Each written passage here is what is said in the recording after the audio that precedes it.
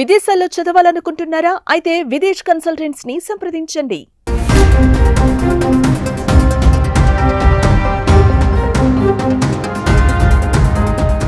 మహాకుంభమేళ మొదలైనప్పటి నుంచి ప్రతిరోజు ఎన్నో వింత వార్తలు కథనాలకు చూస్తూనే ఉన్నాం. కనివిని ఎరగని రీతిలో ప్రపంచ నలుమూలల నుంచి భక్తులు కుంభమేళలో పాల్గొనడానికి వస్తున్నారు. అయితే దీన్నే క్యాష్ చేసుకోవాలనుకున్నాడో వ్యక్తి డిజిటల్ స్నానం పేరిట ఏకంగా ఇక్కడికి రాకుండానే పుణ్య స్నానాలు చేయిస్తానంటూ ఓ వ్యాపారం మొదలుపెట్టాడు. అసలు ఈ డిజిటల్ స్నానం అంటే ఏంటి అని ఆలోచిస్తున్నారా? అయితే ఈ స్టోరీ చూడండి.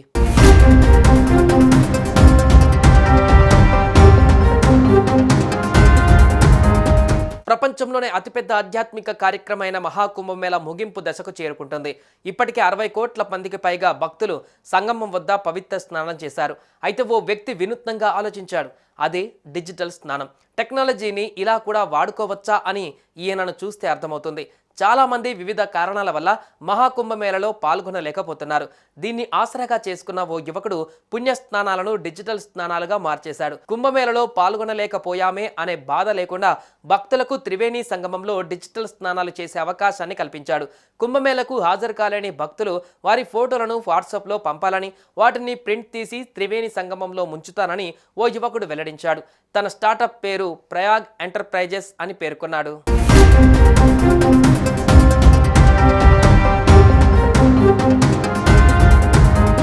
కుంభమేళకు వెళ్ళలేని భక్తులు తమ ఫోటోలను వాట్సాప్ ద్వారా అతనికి పంపించాలి. ఆ వ్యక్తి ఆ ఫోటోలను ప్రింట్ తీసి త్రివేణి సంగమంలో వాటిని ముంచేస్తాడు.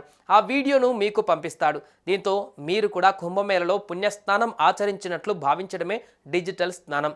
డిజిటల్ స్నానానికి ఒక్కొక్కరి వద్ద 1,100 రూపాయలు తీసుకుంటాడట. అందుకు సంబంధించిన వీడియో ప్రస్తుతం సోషల్ మీడియాలో వైరల్ అవుతోంది.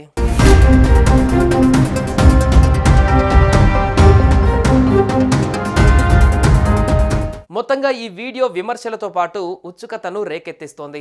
కొంతమంది యూజర్లు ఈ ఆలోచనను విశ్వాస దోపిడీ అంటూ విమర్శిస్తూ ఉంటే, మరికొందరు అక్కడికి వెళ్ళలేని వారికి ఇది అనుకూలమైన ప్రత్యామ్నాయంగా పేర్కొంటున్నారు.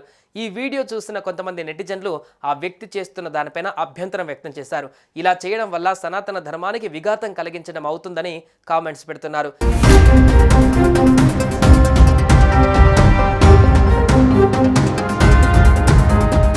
సుమన్ టీవీలో మీ పర్సనల్ అండ్ బిజినెస్ ప్రమోషన్స్ కోసం కింది నెంబర్కి కాంటాక్ట్ చేయండి.